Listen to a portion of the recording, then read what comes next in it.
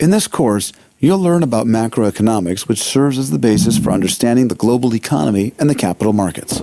For more than 50 years, the global economy grew unrestrained. In 2008, the first global recession broke out since the Second World War. A debt crisis and mass unemployment struck Europe, China showed signs of recession, and the United States began to tread water. The global crisis that inflicted serious damage primarily on developing nations made economics the most important issue on our agenda. A national economy is a complex system that includes many participants and is measured based on gross domestic product. Gross domestic product is one of the indices that serve to assess the economic resilience of a country.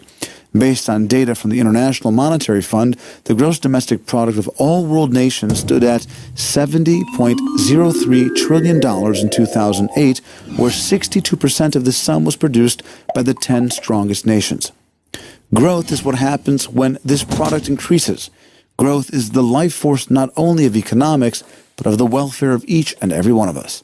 When a population increases in size, growth produces work and allows the government to provide services for more people.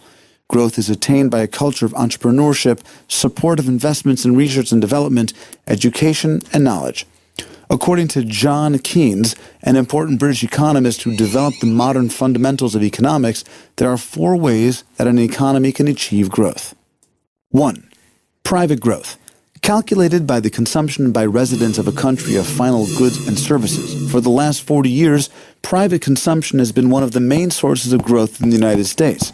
300 million Americans consume 4 times the amount consumed by over 1 billion Chinese. 2. Trade. This is the raw export of a country minus the raw import.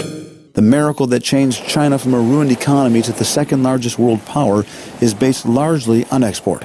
Within 30 years, its export grew by a factor of 86 to almost $2 trillion per year. 3.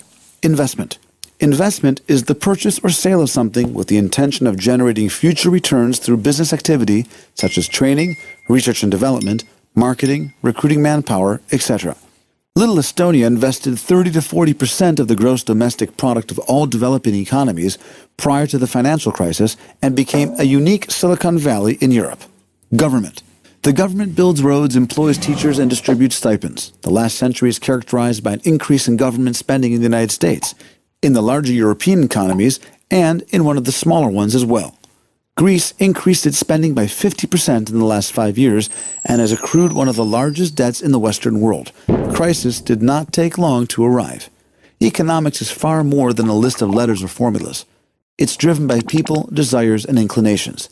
We live in a time where strong forces affect us, but now we have more power over our economic destiny than we have ever had before, and therefore it is imperative that we understand how economics works.